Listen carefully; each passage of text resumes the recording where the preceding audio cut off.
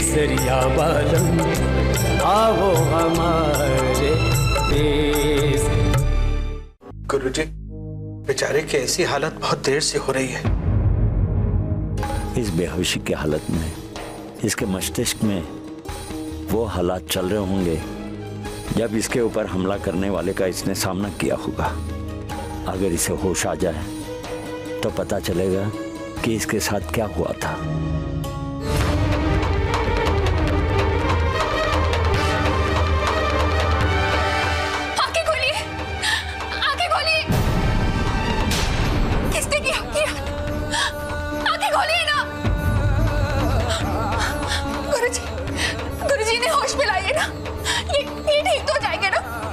हम देख रहे हैं इसे। तुम जाकर श्रद्धा माई से वो जड़ी बूटी ले आओ, वो कागज है ना, वो ले जाओ।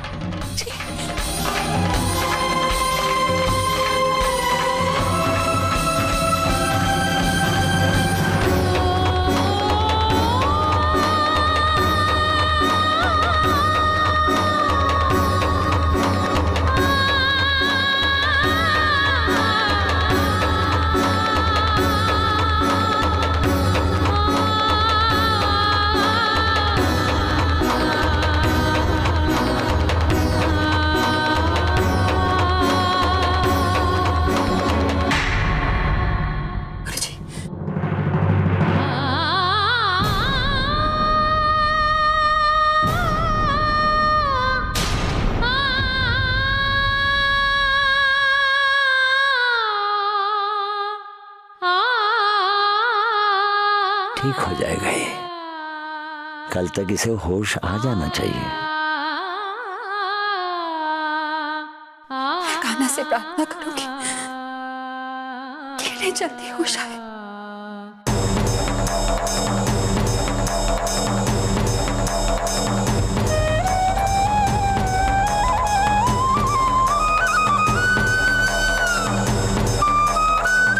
जिस तरह तुम इसके लिए लेप लेके आई, ऐसा तो कोई अपने के लिए ही करता है। ऐसा क्या किया मैंने गुरुजी? अपने पैर को देखो, खून बह रहा है।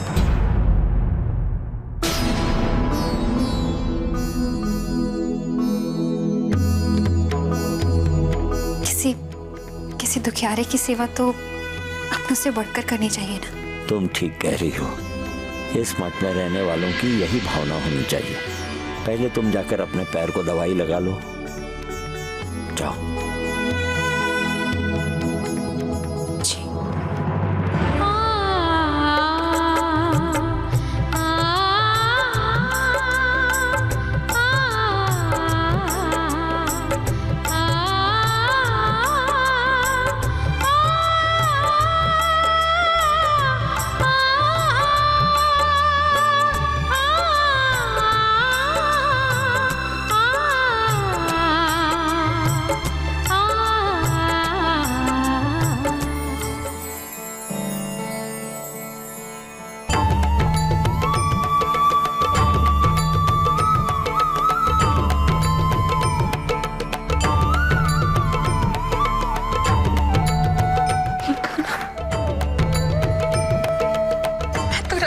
ठाकुर की खुशी वास्ते संसार त्याग करने की थी। मेरे ये सब कैसे हो गया?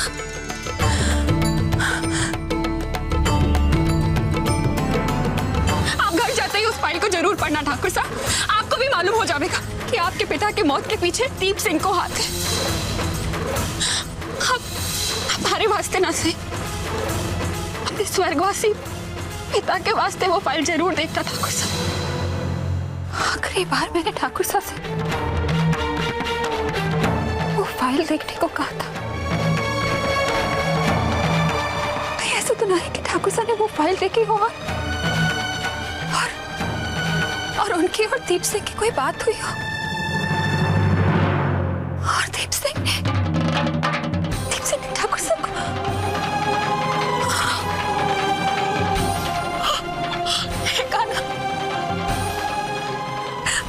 साल का क्या हाल हो रहा होगा? साल भर के भीतरी होगी। अरे समझ में ना आ रहा है कि क्यों आप लोग बार बार मारे को ऐसे कपड़े पहना रहे हो। अरे आप लोग जानो कि हमारे ठाकुर साहब हमारे को ऐसे कपड़ों में देखना पसंद ना करेंगे। बींदड़ी, अपने आप को इस बुढ़ावे से बाहर निकाल, सच्चाई का सामना करने की कोशिश कर बेटा। हाँ भाभी साहब, भाई साहब के चले जाने से सारा घर दुखी है, लेकिन आप इस बात को कब तक छुटला कर जी पाएंगी? इस झूठी उम्मीद से बाहर निकल आइए कि भाई साहब कभी वापस। थारे को क्या लागे कि मैं पागल हो गई हूँ? हाँ हो गई हूँ। देख, जो थारे भाई साहब वापस ना आए ना तो मैं जरूर पागल हो जाऊंगी। अरे भला ये भी कोई बात हुई नाराज होने की? जीजी को उनको अधिकार दिलाने वास्ते जो मैंने ठाकुर साहब को कुछ कह दियो तो वो इतना नाराज हो जाएंगे। वो खुद इंसाफ पसंद इंसान है, वो नाइंसाफी कैसे कर सके? भाभी साहब, भाई साहब आपके अलावा किसी और को अपनी बींदड़ी की जगह देकर आपको दुखी नहीं करना चाहते थे। नहीं होंगी दुखी मैं, पर ये सारी बातें मैं आप लोगों से क्यों कर रही हूँ? आने दो हमारे ठाकुर साहब को, उन्हीं से कहूंगी। अब आप लोग हमारे को अकेला छोड़ दो, वरना वो आ गए तो हमारे से कहेंगे कि हमारा इंतजार ना कर सकती थी, जो हमारी बड़ी तायसा और हमारी बहन से हमारी शिकायत करने लग गई। मोहित बेटा, हमारे परिवार में इतना बड़ो हादसा हो गया, हमारा रणवीर ना रहे हो, पर थारे माता पिता ना आया। कहीं हमसे कोई भूल तो ना हो गई कि जिसके कारण वो हमसे नाराज है? नहीं था ऐसा, वो लोग आ रहे थे लेकिन वो डर रहे थे कि इस समय क्या बोले, लेकिन मैंने उनसे कह दिया कि आप शोक बिनाई पे आ जाइएगा। माफ करना बेटा, ऐसे समय में तरह तरह के ख्याल आ जावे कि कहीं हमसे कोई भूल तो ना हो गई हो, क्योंकि थारे और मोमल की शादी के बाद मैं कभी उनसे मिलने भी नहीं गया। रणवीर के रहते हुए मैं निश्चिंत था कि वो सारी जिम्मेदारियां और सारी रस्में एक जिम्मेदार बेटे की तरह निभा रहा होगा। अब वो ना रहे हो तो ये फर्ज मैंने खुद पूरा करना पड़ेगा। दीप बेटा, जरा फोन तो लगा मोमल के सास ससुर को और हमारी उनसे बात करवा। हाँ पापा साहब। भाई साहब आप फोन मत कीजिए, मैं वैसे भी कल घर जा रहा हूँ, मैं खुद उन्हें यहाँ आने के लिए कहूंगा। हाँ तायसा, फिलहाल भाभी साहब का सदमे से निकलना बहुत जरूरी है। वो तो ये मानने को तैयार ही नहीं कि भाई साहब अब नहीं रहे। हाँ पापा साहब, रणवीर के शोक बिनाई से पहले रसाल का ठीक होना जरूरी है। क्या जरूरी है?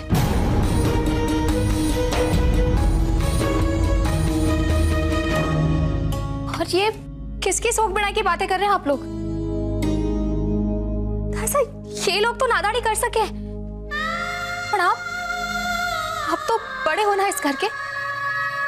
आप कह दो सबने कि हमारे ठाकुर साहब के बारे में ऐसी बहकी बहकी बातें ना करें।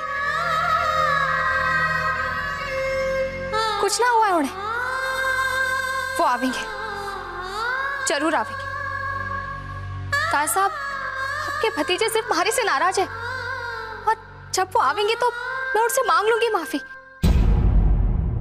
ताया साहब, आप चुप क्यों हो?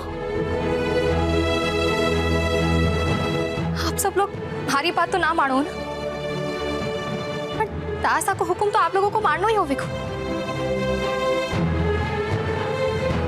हमारे ठाकुर साहब को कुछ ना हुआ है, कुछ ना हुआ है उन्हें।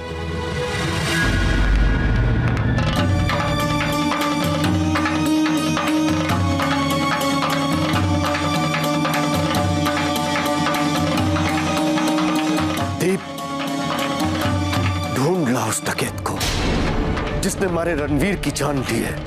मैं खुद मारूंगा उसे अपने हाथ से, जिसने हमारे हंसते खेलते परिवार की खुशियां छीन ली। ढूंढ निकाल उसे। जी पापा साहब।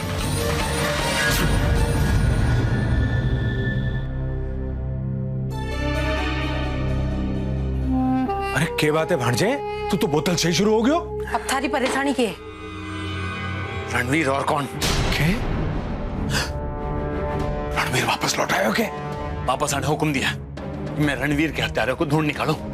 अरे भांजे, जैसे मेघ सिंह का फर्जी हत्यारा तूने पापा साहब के सामने खड़ा कर दिया था, वैसे ही रणवीर का फर्जी हत्यारा खड़ा कर दे। अरे पापा साहब ने कहा है कि रणवीर के हत्यारों को अपने हाथों से मारेंगे। पापा साहब मारे, लेकिन मरने के बाद भी उस रणवीर की फिक्र उन्हें। इस टेंशन में तू कोई गलत कदम मत उठाना दी। अरे थारे पापा साहब ने कहा, तूने सुना, अब भूल जा उस बात को। क्यों सुबह, मैंने ठीक कहा ना? आप क्या बोली जीजी? क्यों, तूने सुना ना मैंने क्या कहा? जीजी वो आपके बोलने से पहले ही मैं अपने ही दिमाग में, सॉरी जीजी, मैं कुछ और सोच रहे तो। क्यों, ज्यादा पी लिए तूने? आप पीने की बात कर रही हो जीजी? मैं तो जो पियो है वही उतर गई है। अरे दिमाग में सब उलझन हो रही है। अरे क्या बोल रहे हो मामा साहब? पहले पापा साहब की बात से परेशान हूं, उसके ऊपर से आप मारे को डरा रहे हो। सुबह तू क्या बोलना चाहता है? जीजी रुक्मी गायब है, पर जिंदा तो है। पर रणवीर को तो भांजे ने मार के नदी में गिरा दिया था।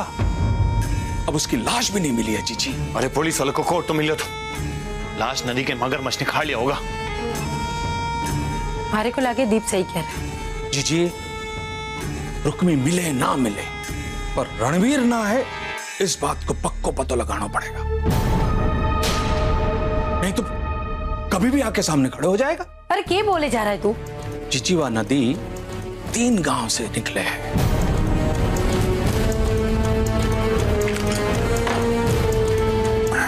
भांजे किससे फोन कर रहा है? अपने आदमियों को। अरे दीप पागल हो गया है क्या? ये राज हम तीनों के अलावा किसी और को पता ना चलना चाहिए। मां साहब फिक्र मत करो, पहले सुन तो लो मैं क्या बोल रहा हूं।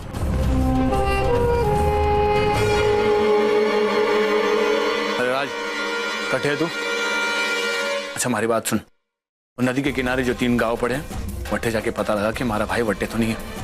वो क्या है कि उसे लेकर घर में सारे परेशान हैं। 3 गांव छान के सुबह तक मारे को फोन करके बताना तू, जल्दी। क्यों, मैंने कुछ गलत बोलियो?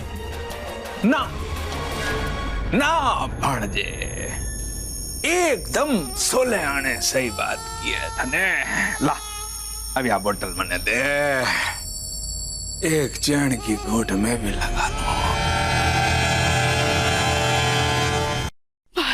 रणवीर, उस रसाल के कारण हम सबसे दूर चलो गए हो। मासा संभालिए अपने आप को।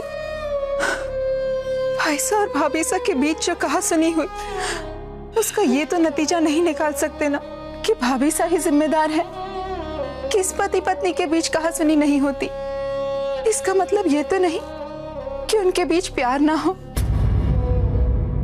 भाईसा की कमी तो हमें हमेशा खलती रहेगी, मगर भाभीसा को भाईसा के बिना ये पहाड़ जैसी जिंदगी जीनी है। उनका दुख भी तो समझने की कोशिश करिए मासा। बस मोमल, मारे को थारी कोई बात ना सुननी है। अरे पता नहीं किस घड़ी में, किस मनहूस घड़ी में इन दोनों बहनों से रिश्तों जोड़ना पड़ो। अरे एक बहन ने कदम कदम पर रणवीर ने धोखा दियो, और दूजी अपनी जीजी को इंसाफ दिलाने की जिद को लेकर मारे रणवीर को मारे से दूर कर दिया। और तू कहे मैं उसे माफ कर दूं? मासा, भाभीसा को दोष देने के बजाय उनकी हालत के बारे में सोचिए, उनके होने वाले बच्चे के बारे में सोचिए, जो मेरे भाईसा की निशानी है। अगर भाभीसा को सच्चाई का सामना नहीं कराया गया तो वो पागल भी हो सकती है,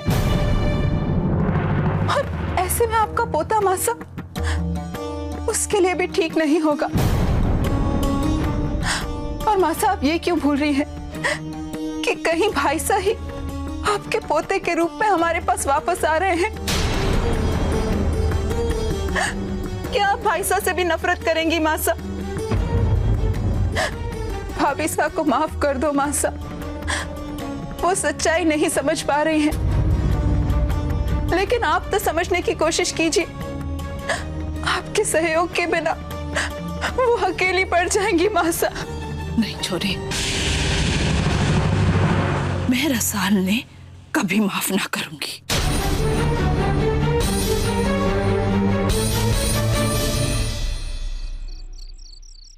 जरूर बटे हवेली में किसी को भी ना मालूम होगा कि ठाकुर के साथ क्या हुआ है। अगर मालूम होता तो कोई ना कोई उन्हें ढूंढने तो जरूर आता। कहीं ऐसा तो ना है कि ठाकुर साहब घर में सबको बोलकर गए हों कि वो बाहर जा रहे हैं और घर में सभी लोग इनके लौटने की राह देख रहे हो। हे भगवान, क्या करूं मैं? हवेली फोन कैसे करूं?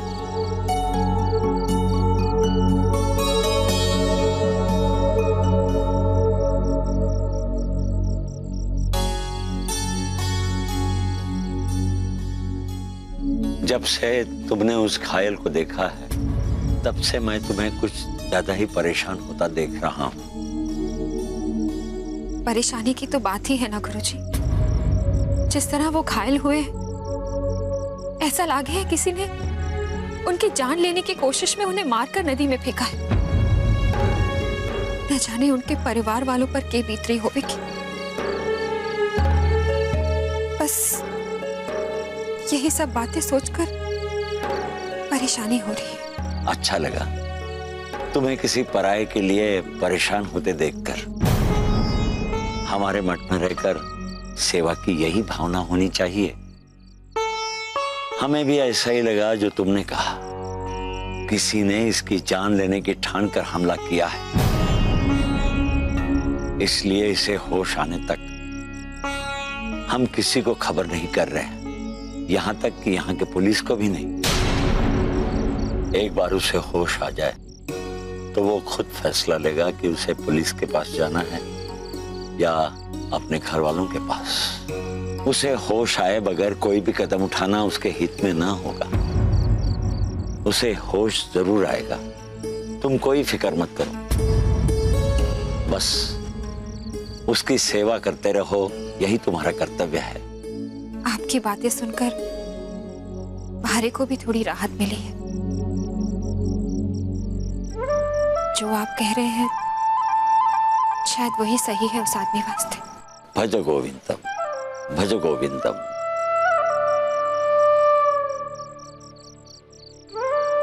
गुरुजी ने किसी को भी ना बताने की बात कहकर मारे को राहत दी है। मारे को भी इस समय हवेली फोन करके किसी को ना बताना चाहिए। ठाकुर साहब होश में आ जावे तो फिर वही फैसला करेंगे। पर रसाल, उसका जानना भी तो जरूरी है। कैसे बताऊं कि ठाकुर साहब ठीक है और बहुत जल्दी थारे पास आ जाएंगे। बस इसके अलावा और कुछ ना बोलना चाहूं हूं मैं। पर कैसे करूं रसाल ने फोन?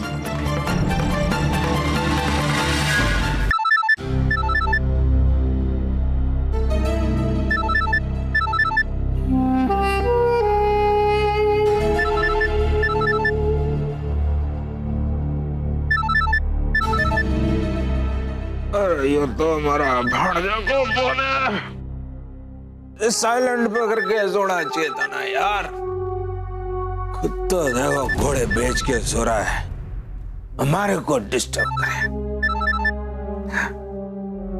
हेलो, अरे हमारा भाणजा तो घोड़े बेच के सो रहा है भैया। क्या? अरे क्या खबर सुना रही हो तुम? हाँ, क्या कह रही हो? ठीक है, हमारे भाणजे को उठाओ, हमारे उठाओ। भाणजे उठ। क्या हो गया? भाणजे, रणवीर जिंदा है।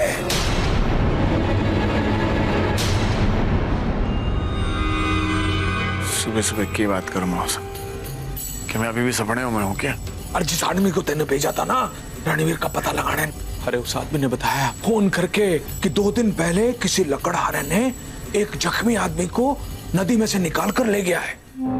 2 दिन पहले तो मैंने रणवीर को मारा था, मार के उसे नदी में फेंका था। चलो मामा साहब, उस लकड़हार के घर चलते हैं, चलो। अरे भांजे, उस आदमी ने बताया कि वो लकड़हारा किस गांव का था, कहाँ था, कुछ पता नहीं है।